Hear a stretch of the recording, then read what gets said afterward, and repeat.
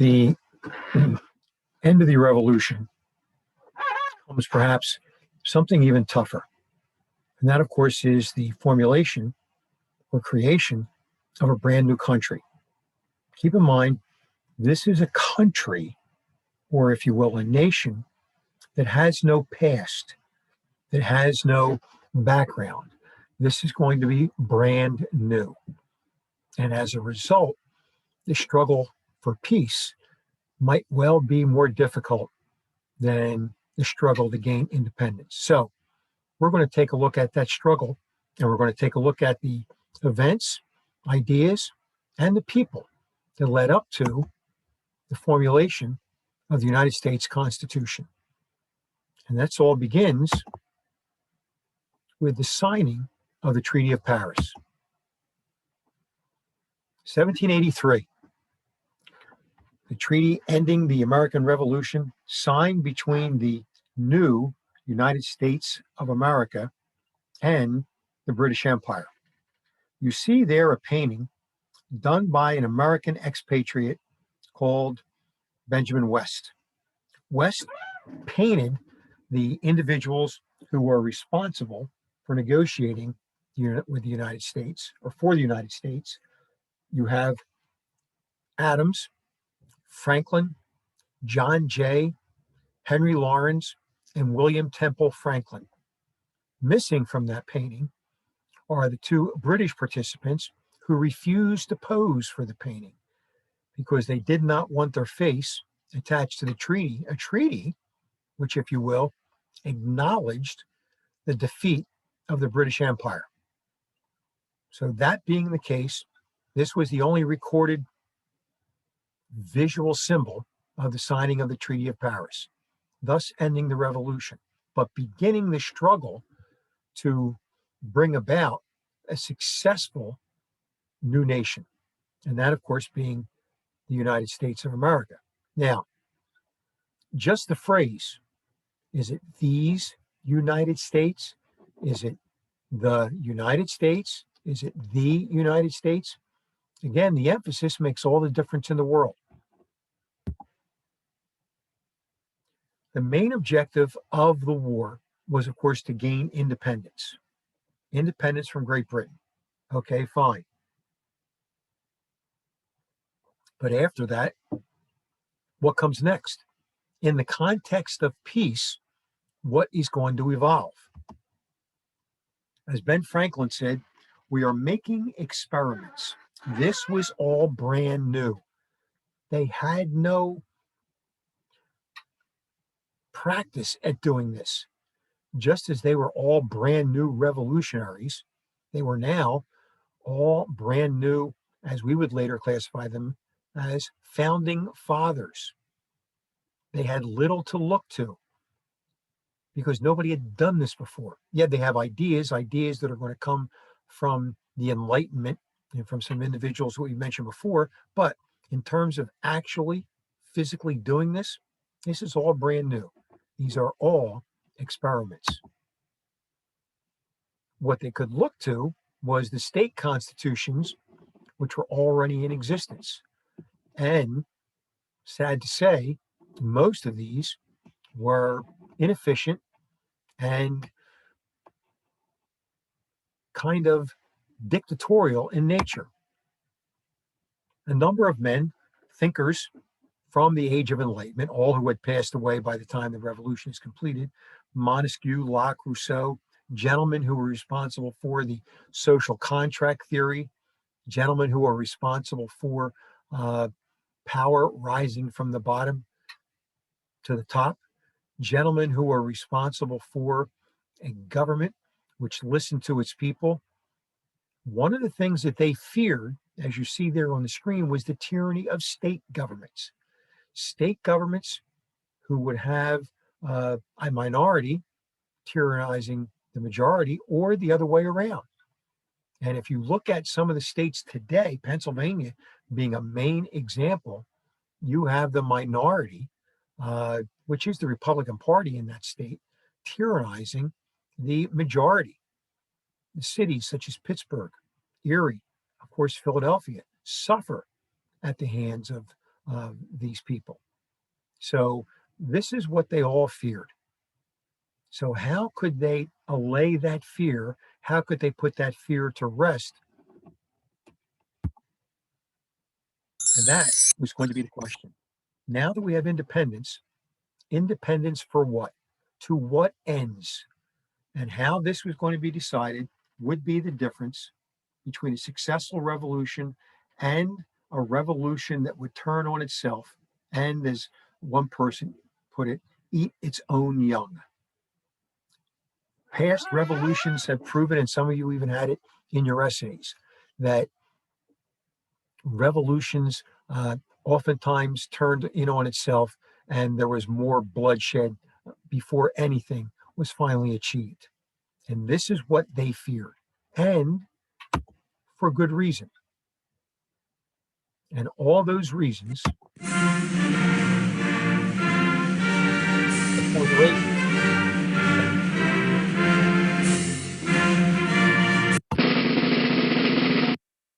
some would call this the second revolution.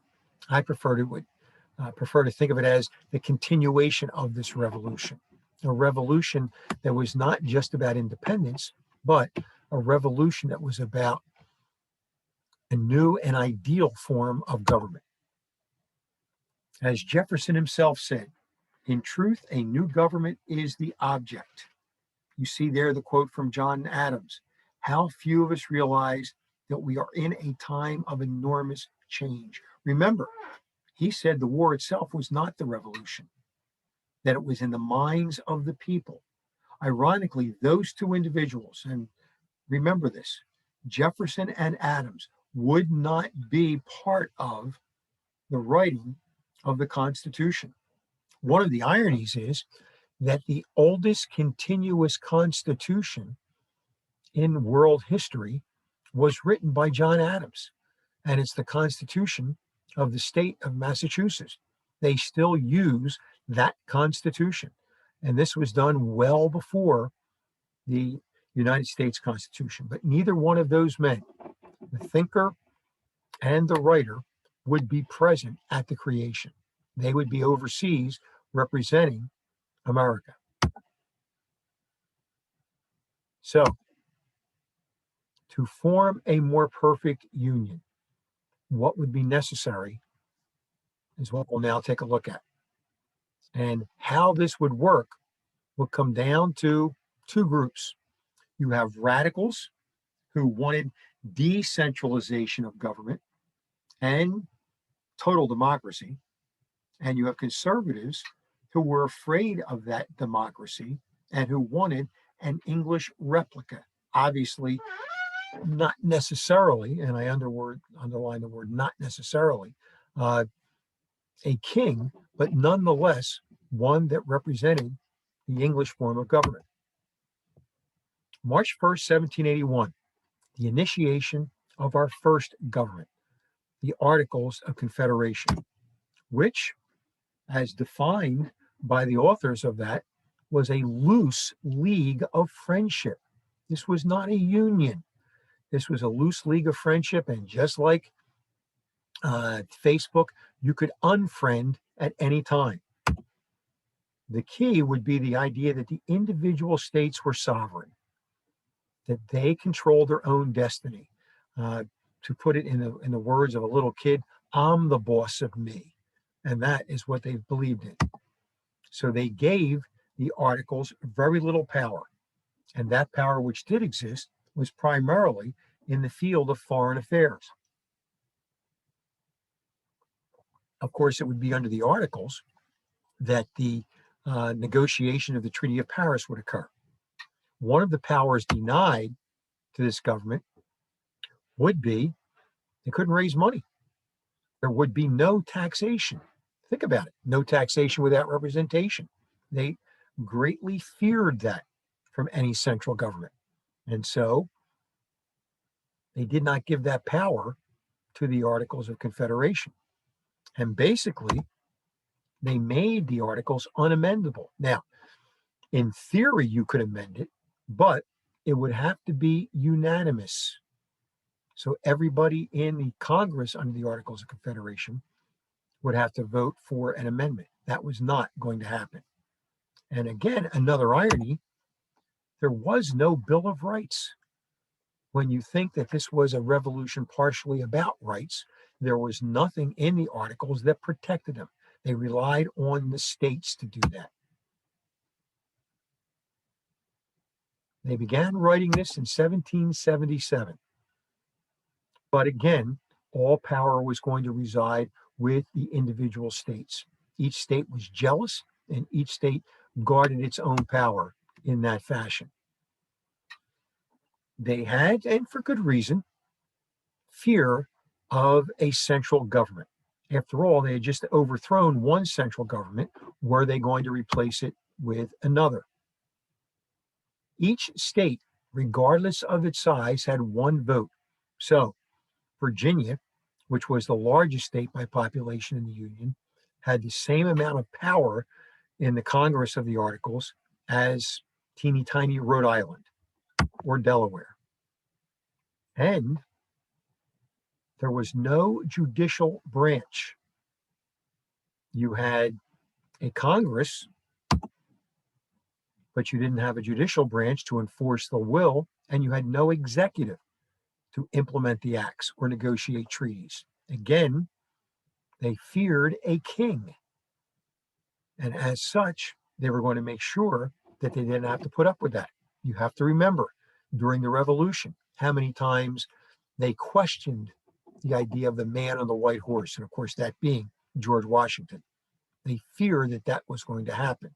Fortunately for them, Washington was fearful of that as well as anybody else. And if you remember, he gave up his commission and returned to Mount Vernon. They had another large problem to deal with as a result of the treaty, and that was all the land that was ceded and more than double the size of the country in the Northwest Territories. You can see all the land there on that going up to the Mississippi River. And as you see, many of the individual states or colonies had claims to that land. For example, here's Massachusetts here, and they claimed this land out here. Virginia claimed all the way out to California, if you will. You have New York, which is up here, claiming that they owned this. Fortunately, they all agreed to give up their land with the exception of Virginia.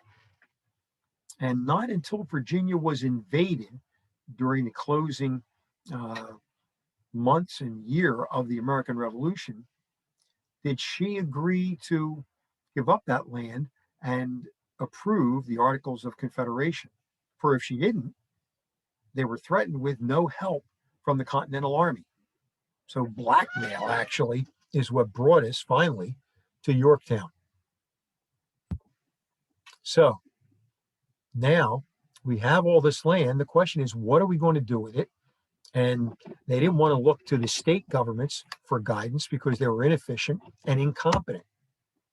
That man, James Madison, along with Thomas Jefferson, would come up with a solution on how to deal with all of this new land. This problem of national domain would first be dealt with by Thomas Jefferson in 1784 with something called the Northwest Ordinance. This would be done in two parts. The first part was how the land was to be settled. The second part was how that land, or now the territories, could become states. And that was done in 1787. So the settling of it and then the admission of new states into the Union. And that would bring the revolution, they thought, to a successful conclusion. Now, take a look at that map. First of all, at the bottom, Jefferson got a little carried away, and he started to name the individual states. You see there, Sylvania, Aspasipia, Illinois, Metropania. The state that we now know as Tennessee was going to be Franklin Land, named after the man that Jefferson admired most, and of course, Ben Franklin. Now, obviously, none of those names stuck, thank God, but nonetheless, all this land up here was going to be divided up. Jefferson, as you see down here, divided it up into squares. Notice right here in the middle of it, land would be set aside for education, the building of schools. This is a direct divergence from what they did in England. England did not place a great deal of emphasis on education. They particularly feared educating the poor, those in the lower social classes, because they were afraid then that if you were educated, you would not want to work in the factories, work on the farms, work on the large landholders' lands. So consequently, not much was put aside for public education. Ours would be directly opposite that. But also notice how all the lands would be divided into squares and rectangles. If you've ever been on an airplane flight over this part of the country and you look down, this is what you're going to see. That's exactly what it's going to look like. So this is a result, again, of the Northwest Ordinance. And of course, the states that we're going to get out of that, Ohio, Indiana, Illinois, Michigan, Wisconsin, Minnesota, there was another part of the Northwest Territory. It banned slavery. Now, kind of ironic that this would be accepted by the Articles of Confederation Congress with a number of Southerners there. But when they looked at it at the time, they felt that slavery would never exist there anyway, so they agreed to it. And this was going to be a stumbling block and almost an end to the Great Experiment before it even started later on. There were economic problems that existed in this country. The age-old problem of debtors versus creditors. Those who were owed money and those who owed the money. And that gap was growing. September 1785, the passage of what becomes known as the Requisition Act. Remember, Congress could not tax in order to support the new government, in order to support a small military force. So all they could do was literally ask. They could ask for money, and they asked each state. And believe it or not, it worked. Many of the states provided money to the government. But for them to get the money, they were going to have to tax. And that was going to be a problem. Now,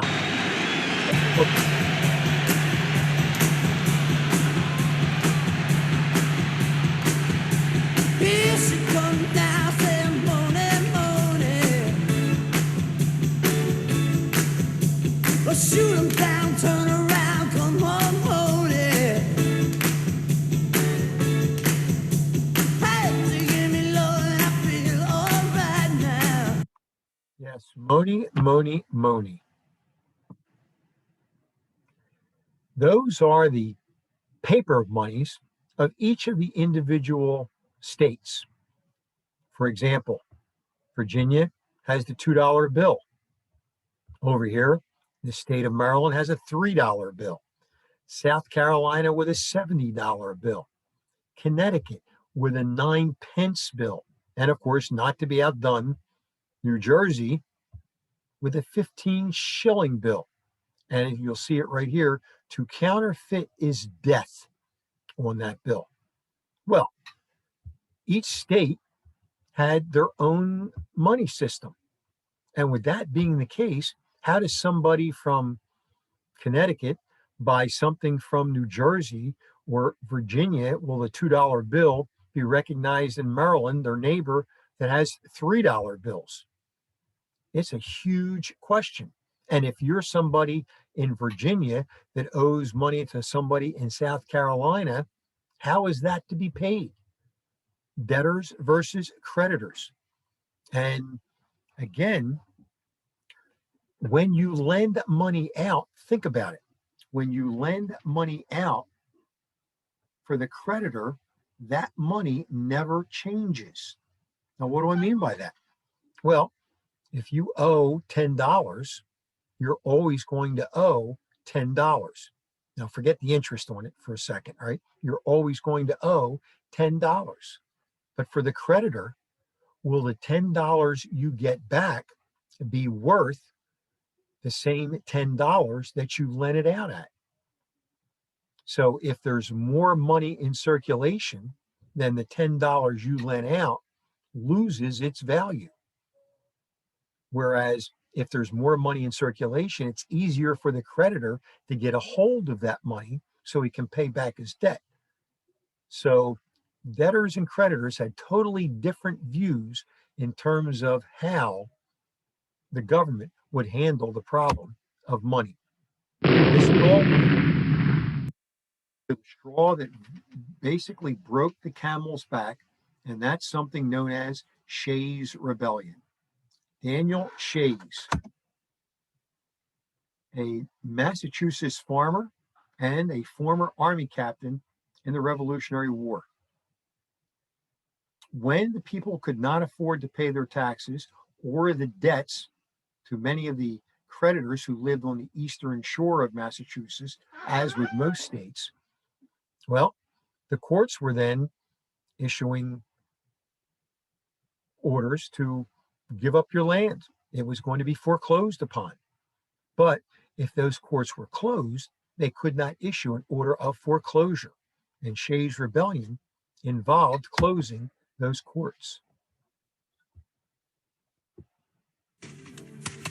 After Americans declared independence, and while they waged a long, hard war with Great Britain, they experimented in forms of self-government and a national union for the 13 original states.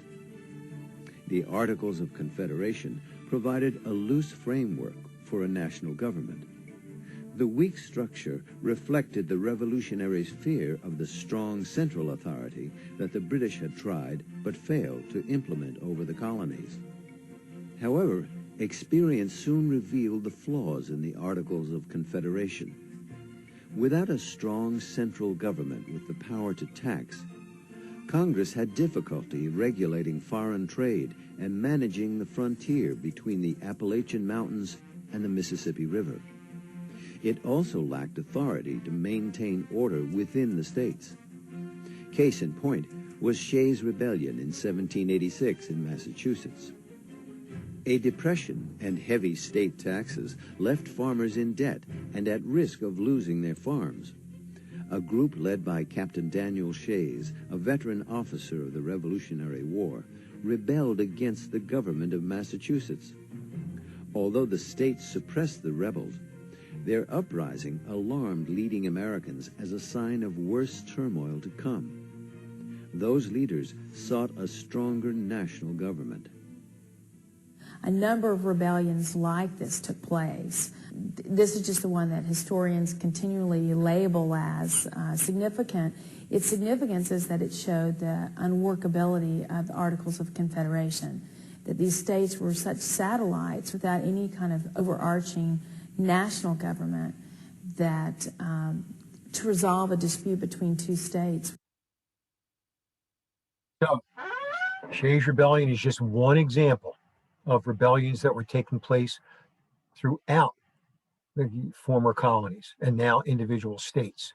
And the national government under the Articles had no power to do anything. There was no standing army because, going back to the Revolution, they feared a standing army would become the instrument of a dictator or a king, a monarch, and thus no army.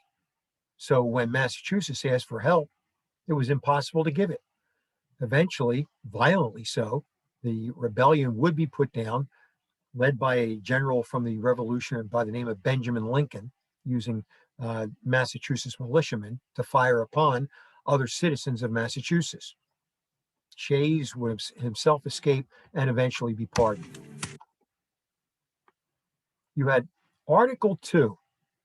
Take a look at it. Now, this is Article 2 from the Articles of Confederation. Each state retains its own sovereignty, freedom, independence.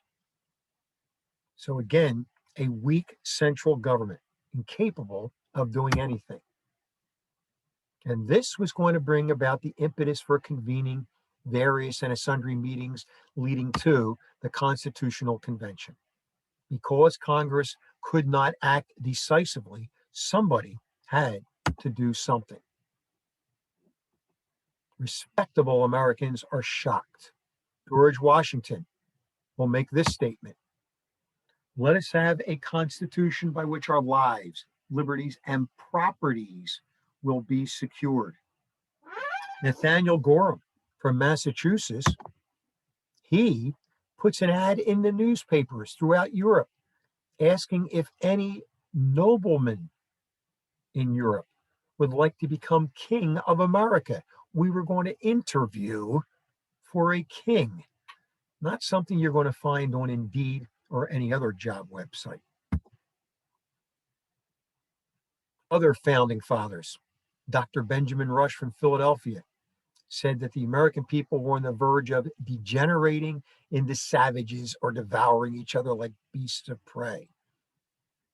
Washington says, "From the high ground we stood upon, the plain path which invited our footsteps to be so fallen, so lost, it is really mortifying. Remember to protect their property." So these are the wealthier, the upper class, if you will, that see this Shays Rebellion and others as a threat. Washington will push for a conference to be held at his estate in Mount Vernon.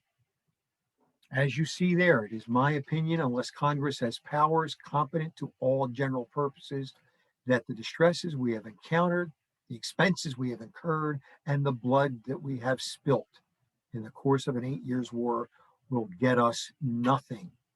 Now, the Mount Vernon Conference initially was about taking the Potomac River and extending it all the way out into the Ohio Territory.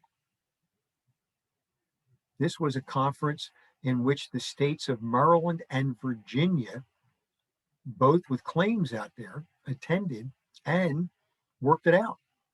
Now, of course, obviously, who does this benefit? Because whose house sits right on the Potomac? And that, of course, is Washington's Mount Vernon. So this would be an economic way of bringing the states together. And it worked, but it was just those two states. But it would lead to another meeting. James Madison, in writing to Thomas Jefferson, who was in France, said this about the state governments: "So frequent and so flagrant as to alarm the most steadfast friends of republicanism. These abuses contributed more to that uneasiness which produced the convention and prepared the public mind for a general reform." So again, it wasn't just Shays' Rebellion. It was the inadequate and tyrannical governments, if you will, that were ruling the individual states, which was as big a problem, if not more so. And then from New Jersey, William Livingston wrote, the American people do not exhibit the virtue that is necessary to support a Republican government. Again, a fear of democracy.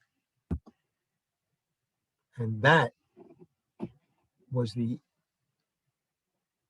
production of the Articles of Confederation. So, if you look at the Articles, you can see the weaknesses. No power to collect taxes, no power to regulate trade, no power to enforce laws. You need approval of 9 states in order to enact new laws. Amendments to the Articles required all 13 states. There was no executive branch, no national court system. So built-in weaknesses, and they were built in on purpose to protect the sovereignty of the individual states.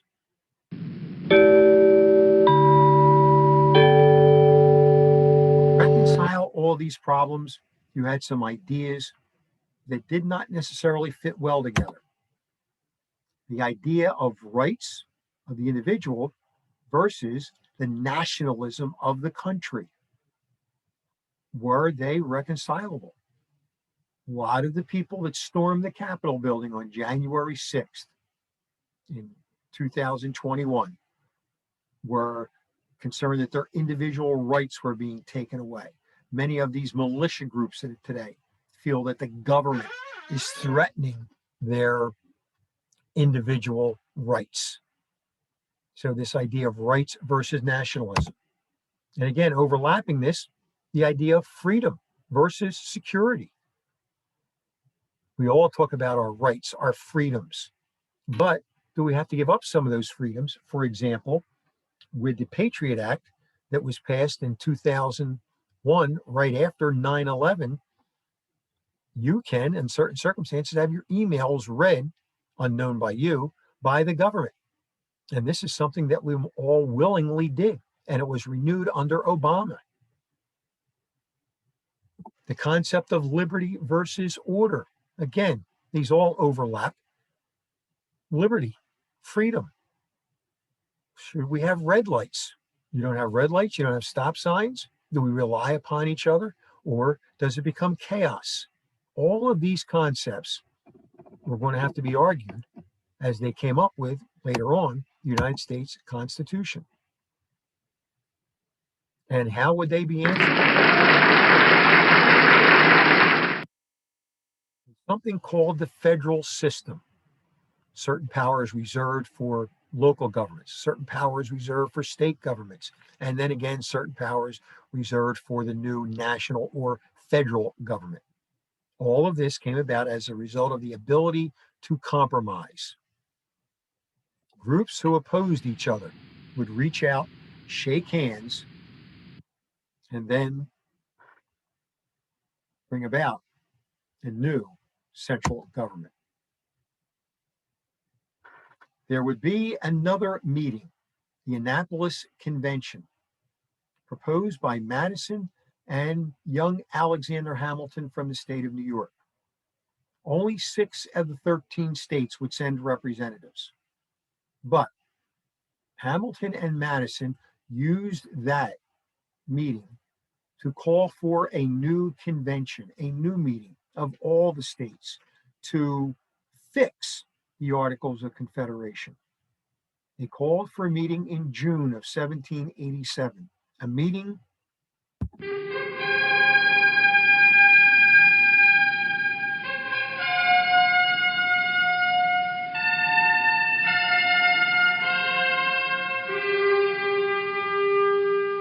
Thomas Jefferson would call an assembly of demigods. Remember, he was not there.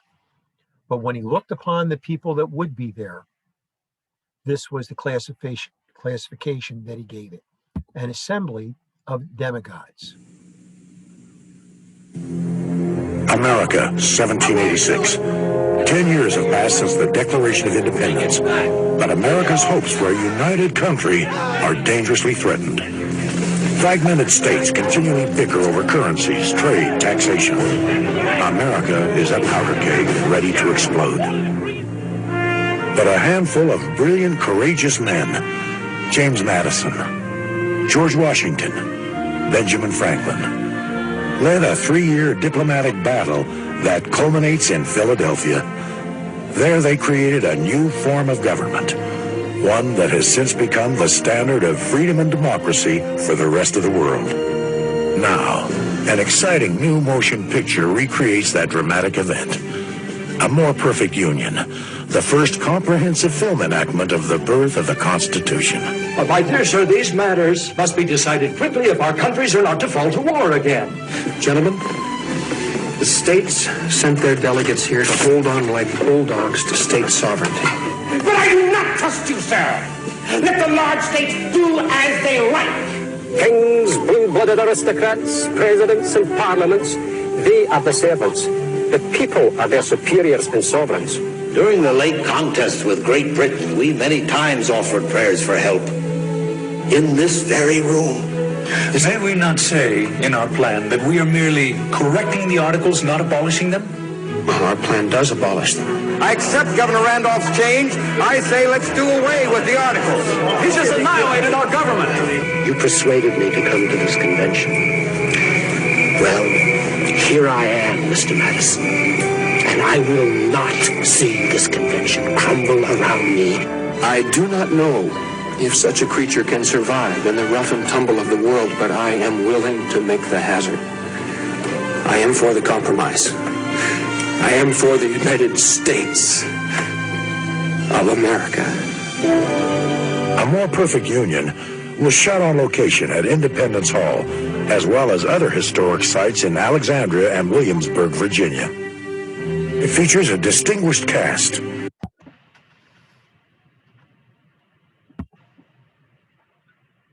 So, who were these men? Who were the people, the groups that were pushing for a stronger national government? Well, it's the people that had money, manufacturers who wanted strong tariffs and a market within the states, merchants who wanted uniform trade laws and money existing between the states, Western landowners like George Washington, who was the largest one to protect their holdings, financiers, again, who wanted a uniform national system of repayment of debts, uniform money.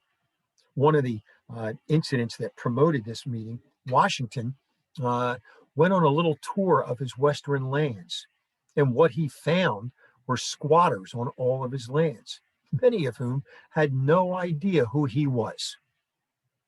So how was this to be rectified? Again, remember, there were no national courts. So creditors, financiers, Western landowners, merchants, manufacturers, all groups that wanted a stronger national government. People opposed to it, small farmers, people living out in the Western lands, such as the squatters I just mentioned, small shopkeepers, skilled laborers, the democratic hoi polloi, as some people referred to them as. They wanted a government more accountable to the people, not an English replica. And so, Constitution intended to restrain the excesses of democracy and protect minority rights from the overbearing majorities in the state legislatures. And who organized this convention? How did it come about? That's what we'll take a look at in our next lecture.